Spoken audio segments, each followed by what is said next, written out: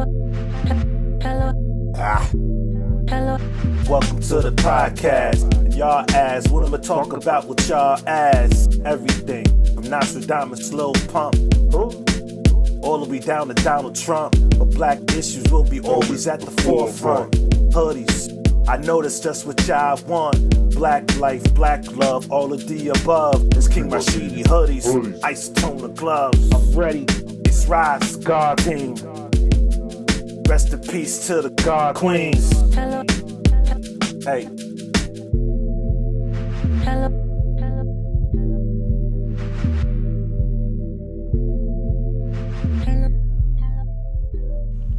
Let me ask you something. When was the last time you said to yourself, I'm proud of you? I mean, like, when was the last time you looked in the mirror and you said to yourself, yo, I'm proud of you? Listen, if I'm being honest here, I don't think I've ever said it to myself. You know? And if your answer's anything like mine's, then how about this? How about we do it right now? Alright? Rashidi, Ra, self, I'm proud of you. I am proud of you. I'm proud of who you're becoming as a man. I'm proud of your thirst for growth. I'm proud of how your happiness is not contingent upon things. I'm proud of how you genuinely, sincerely want to see your people win. I'm proud of, once again, your undying thirst for improving and being better. Yeah, I'm proud of that. I'm proud of what you've been able to do with this business, because there's definitely been some ills. There's definitely been some ills dealing with these niggas. Anybody who knows me knows I love my people. I love my people. Okay? But dealing with these niggas. Yo, listen. Quick sidebar, right? We need to develop some sort of, well, we need to develop a whole bunch of shit, but we need to develop some sort of code, right? Something like what the Black Panther Party did. If they were patrolling the community and they knew you was in that community selling drugs or whatever, pimping, shit like that, you had to get the fuck up out of there. You understand? And you got yourself a few warnings until the shit got real. You know what I mean? Because you was looked at as being counterproductive. You're a detriment to the community. So if you a brother or a sister who's been privy to starting yourself a business, right? And your intentions are like mine. You want this atmosphere to you want to be able to do business with everybody. However, you want to hire your own. That's smart. Hire your own and cater to your own while serving everyone. You understand? There should be a code if those are our intentions, but yet we get employees who are destined to fuck it up, who are destined to throw a monkey wrench in your plan to be great. Something needs to happen to our people who are destined to fuck over something that we're trying to build for us. Something needs to happen to them, for real. You need to be hung off a bridge by your feet, kind of like what Nino Brown did in New Jack City in the beginning of the movie. I ain't saying drop them, well, maybe. I'm just being real. Maybe drop their asses off a fucking bridge. If you do something like get high, you know what I mean? Like come to work high. You know the owner trying to build some shit. You know what that brother or that sister is about. What you look like coming to work high. You know what I mean? Running the risk of tarnishing the brand. Something needs to happen to you.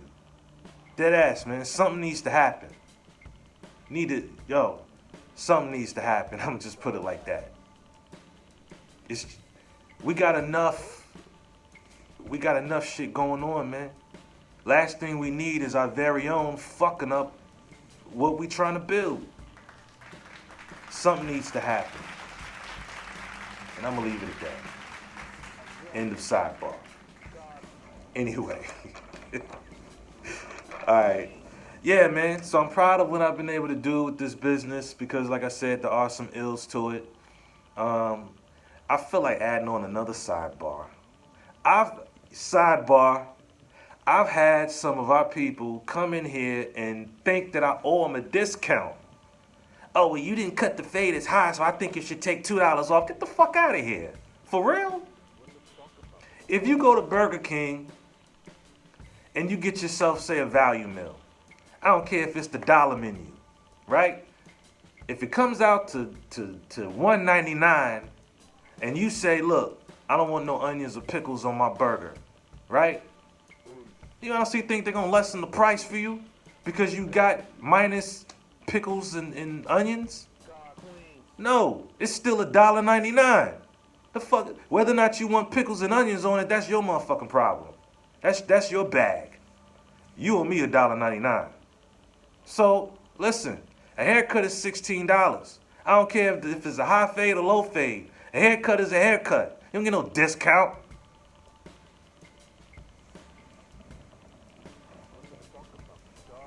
Alright. Needless to say, that individual never came back again. I've had some people get pissed off because I won't give them the Wi-Fi code. Listen, if I let all of you get on the Wi-Fi, my shit's gonna run slow.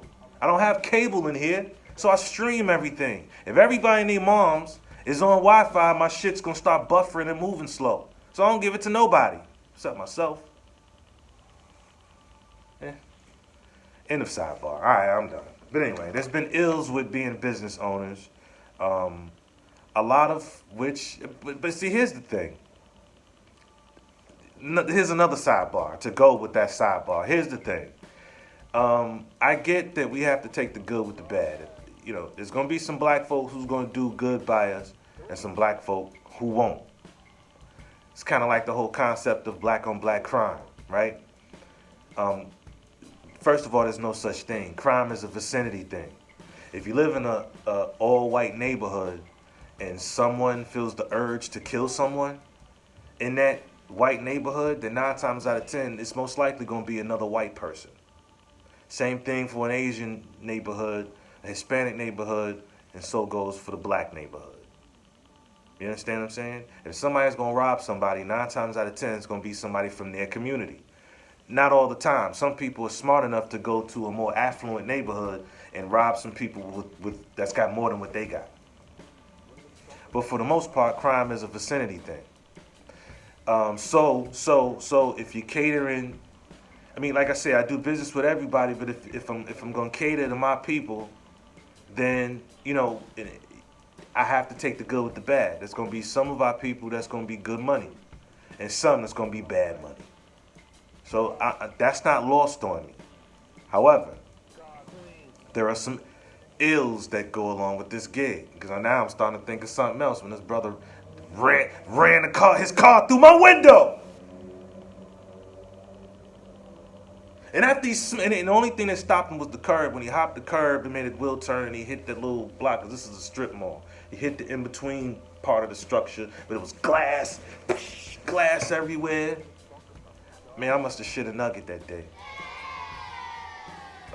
It was crazy. It was crazy. You know, dude gets out the car worrying about his car. And let me tell you something. If there was, because there's a sidewalk here. If there was some people walking when this young man smacked the side of this building, smashing glass everywhere. If there was somebody walking, fatality, man. Fatality. If there was, because the setup was different. I've remodeled it. The setup was different then. All the chairs were by the window. If somebody was sitting in here with their baby in the car seat or whatever, somebody would have got hurt. This young man got out the car worrying about the car. Turned out he had no insurance. But yeah, the business is thriving irregardless.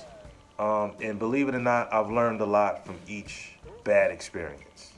So, yeah, in a sidebar.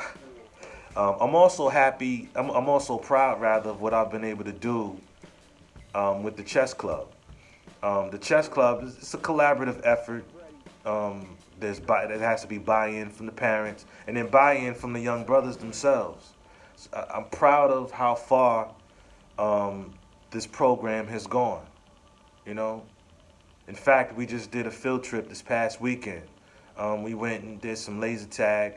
You know, just it was just a moment. It was a field trip, just a moment for us to just kind of get out, have some fun, let off some steam, and have a great time. You know what I'm saying? We had some tribal warfare. It was, we did our thing, man. We was out deep too. Tribe, man, tribe. Anyway, like I said, I'm proud of that. Are you proud of you?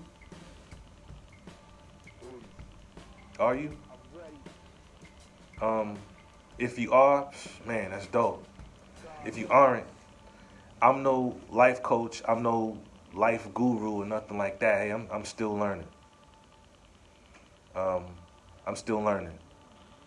So I would say that if you're not proud of yourself, then maybe that's where your journey should begin. Maybe that's where your journey should start.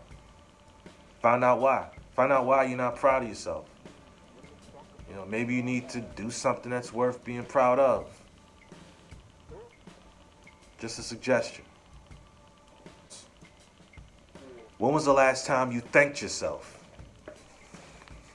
Yeah, when was the last time you said to yourself, thank you? Same answer.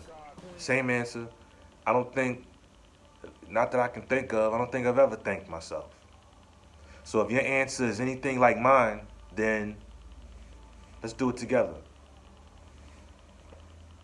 Self, Rashidi, Ra, thank you, man. Thank you. I know I brought this up before, and once again, like I said, I'm no life coach, I'm no life guru, nothing like that. But I'm thankful that I had finally gone to therapy. You know what I'm saying? Because I was resistant to it before. I was resistant to it for quite some time. Granted, it took one of the young brothers in the chess club, to be vulnerable in the club, which inspired me to go ahead and do that thing. So let me go ahead and modify that. I'm also thankful to young brother James. But I'm thankful to myself because I actually executed that. I actually did it. I'm thankful that I was able to realize that there's more to it than just asking questions, answering questions, and being vulnerable and crying. It was also important to do the dirty work. I'm thankful that I put in the dirty work. It inspired me. It led me to have conversations with individuals, some of whom were in my family. You know what I'm saying?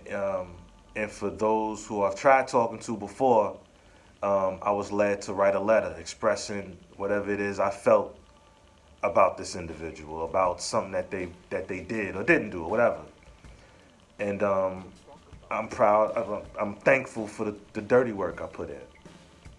Granted, therapy cost me a couple relationships, but that's cool though. Fuck them. I don't need them anyway. You know what I'm saying? If confronting your past, if confronting individuals who's hurt you in the past or something like that, it cost you a relationship when all you did was just try to get some closure from them, you don't need them in your life, man. Let them the fuck go. And that's not bitter talk either. You know what I'm saying? That's that liberated, glad they the fuck up out of here talk. You don't need them. Fuck them. For real, trust me. I'm also thankful that I've come to learn that it's okay to cut people off, even if they are loved ones. Cut them off, man. Are you able to thank yourself? If you are, dope. If not, once again, just a suggestion, maybe that's where your journey should begin. Start there, figure out why. You know? Another question. Do you believe in yourself? A question like that might be kind of foreign, to religious people who most times relinquish their belief in self for something or someone else. So it might be a little, weird for religious people. I used to subscribe to believing in something or someone else. I used to. It feels it's trippy. It's trippy, the thought of believing in anything other than myself. Or the thought of believing in something else over myself. You know what I mean? Because when you think about it, how can you possibly expect to live up to your full potential? How can you possibly expect to be the best version of yourself without your belief in self? How does that work? How can you do great things if you don't believe in you? Like, how can you accomplish anything if you put your belief and trust in something else other than you? You know what I'm saying? Like, I don't know. I'm gonna believe in something else or someone else over me when I'm the one who's ultimately gonna put in the work? When you think of it like that, me personally, I just came to realize how could you ever be anything if you don't believe in you? That's heavy. But yeah, do you believe in you? If not, listen, try it. Give it a try. Try believing in you. Listen, you need to know that you can do anything you set your mind to. You can do anything, you can manifest anything you want. All you need to do is put in the work. Put in the work if there's something you want to know but don't know. Research. You can do it. It's just a matter of whether or not you do it. You can manifest anything. You can manifest anything. Trust me. Believe in you. And y'all already know what I'm going to say. Meditate and tap in.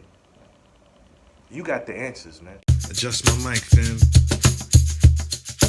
Poor little black boy saying, woe is me, whoa boy. Cause everybody picking on me. Everybody different from me. Glen Haven's finest with Cali on me. Oxnard, pop off, I'm hard. I really need to knock it off. Got a little man now, I popped off. New life loves the real wealth. So catch me lying, I'ma threaten to kill myself. Give a fuck about my boy's health. I'd rather complain to carry this game. I listen to nobody, possess all the answers. And I'm entitled, fuck all you prances. I get knocked, pop came to bail me out.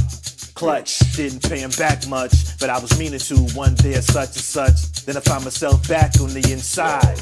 Didn't sign up for a better ride. Now I'm missing my seed for the greed, when all I had to motherfucking do was take heed. Now I'm paroled, cop played. Still pointing fingers, that's me. Got Jim's back up daddy. Y'all got it all wrong, I'm the one to get it. Now I'm trying to see my seed. Snuffing. Are you not proud of yourself? Are you not able to thank yourself? Or do you not believe in yourself because of your past, perhaps? Once again, I'm no life coach, I'm no life guru, but I would say, why don't you confront some people you've done wrong? You know what I'm saying? Try to make amends. I mean, I get it's not that simple. Some people have moved away. Some people, they've changed their numbers and everything, blocked you on this, that, and the third just because you probably did just that much. If you're able to make amends, or if you're lucky enough for somebody to come and approach you about what you've done to them, atone for that shit, man. If somebody confronts you for some closure about something you did to them and you front on them, on some I don't remember or I didn't do that, or then I don't have no respect for that. And if that's you, then I see why you don't believe in you. There's nothing to believe in. You can't atone for what you did to this person. No respect for that. And I see why you don't believe in you. I see why you're not proud of yourself. Makes total sense. But if you're on that journey, or if you're trying to get on that wave, atone. We all know that good brother Nipsey Hussle was slain outside of his Marathon store. That's, I don't want to call it old news, but I just want to say it, everybody knows it, right? I can't say that I was a Nipsey Hussle fan. I ain't know none of his music. I can't recite a bar. I had heard of him. I heard some things. I also heard that he was doing a Dr. Sebi documentary, which is interesting because I heard, I guess you can call it a fun fact that, and I didn't do any research on it, I admit that, but I did hear that Brother John Singleton and Nipsey Hussle was supposed to be working on that documentary together. So Brother Nipsey Hussle was slain, and then shortly after that, John Singleton suffered a stroke. And as a result of that stroke, he died. For those of you who don't know who John Singleton is, he made Baby Boy, Poetic Justice, Boys in the Hood, and various other movies, but those are his most popular movies.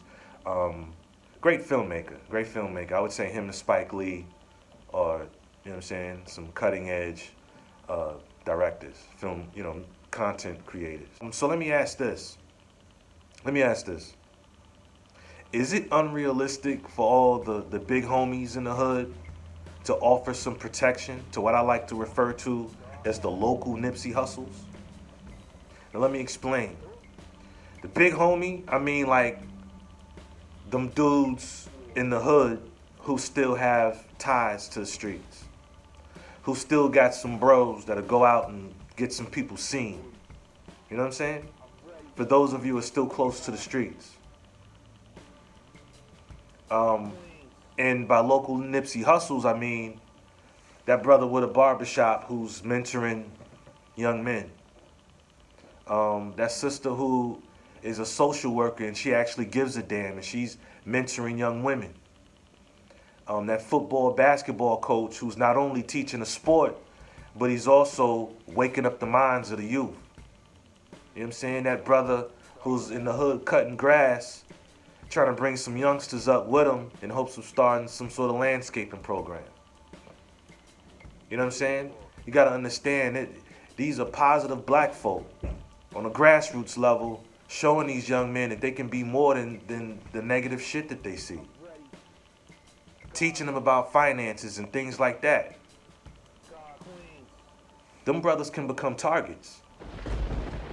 So if it's not unrealistic for the big homie to get his dudes to offer them some protection, then offer them some protection.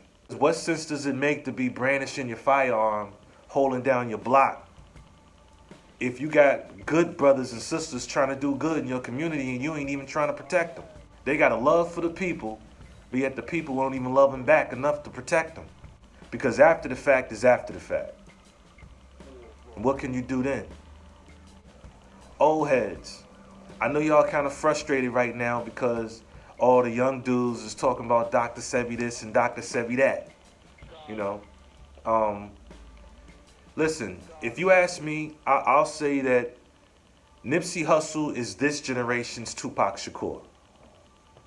Some of you may disagree with that, but I'll say that that's what it is. Remember when Tupac, was slain?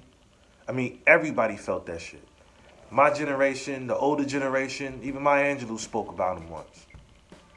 They was in Poetic Justice together. So everybody was affected by it. So it's the same thing with Nipsey Hussle. A lot of these youngsters they're affected by it. And of course, there's the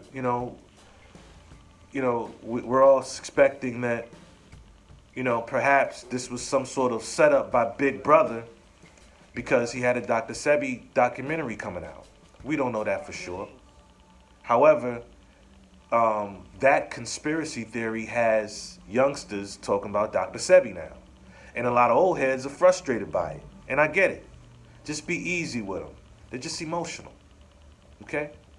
But here's the flip side of things, though. Here's the flip side.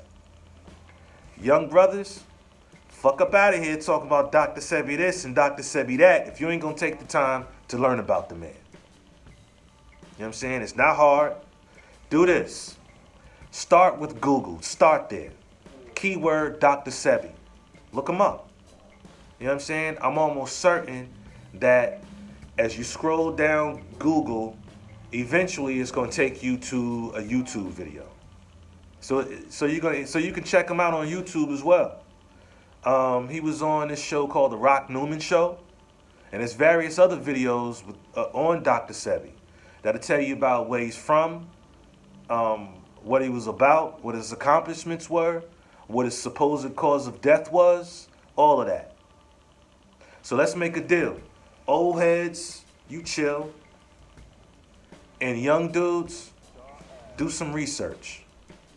Fuck up out of these barbershops all over the world, going on and on and on about Dr. Sebi, and you don't even know shit about him. You know what I'm saying? And while you at it, since you're a Nipsey Hussle fan, why don't you implement some of Nipsey Hussle's ideas? And when you learn about Dr. Sebi, then why don't you implement some of his ideas? It might not be a bad idea if the old heads did too. And I'm gonna leave it at that. You know what I don't like? I don't like how every time something like that happens, like say a brother like Nipsey Hussle is slain, I don't like how, sports journalists and all these public figures get on TV and start charging the whole black community for what one nigga did. And yeah, I said nigga. Yeah, true, he may have been a government informant. Okay. But every time something like that happens, and I'm not saying okay like that's okay, but I'm just saying every time one of our shining stars are slain by one Negro, we want to charge the whole black community. You know what I mean? Like we're just a bunch of savages. Yeah, sure, we got our issues. But you don't see Max Kellerman, Will Kane, Skip Bayless. You don't see them charging the whole white community when somebody white shoots up a fucking school, do you? We're the only ones who get on TV and start shucking and jiving when something like that happens. It's almost like subconsciously we're telling white people, see, I ain't like them niggas. I ain't nothing like them niggas. So we get on TV and start damn near scolding our own. Stop doing that shit, man. I ain't never seen white folk do that. I ain't never seen them get on there and say, you know what, Dylan Roof, you ought to be ashamed of yourself, and you deserve to be. You ain't never seen that shit. They single that one individual out. They distance themselves from motherfuckers like that. Say, hey, that's mental health. That's him. But us, we charge our whole community for one motherfucker. Sure, we've got our issues. We ain't the only ones. Sure, we need to tighten up. We ain't the only ones. We just need to focus on us. See, I want to thank y'all for listening. Thank you for tuning in once again and listening to me blabber off. So keep believing in yourself. Keep thanking yourself. Stay proud of yourself. You know what I'm saying?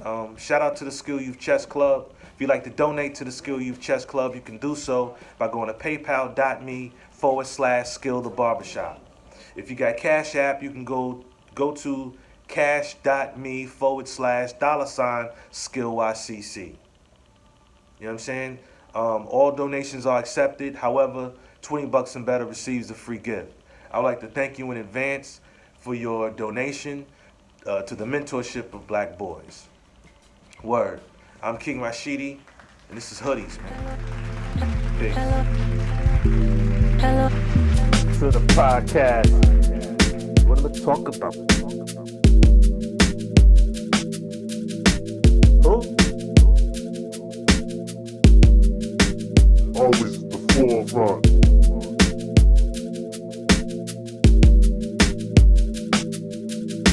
This King Rashidi. Hoodies. I'm ready. God King. God Queen. Hello.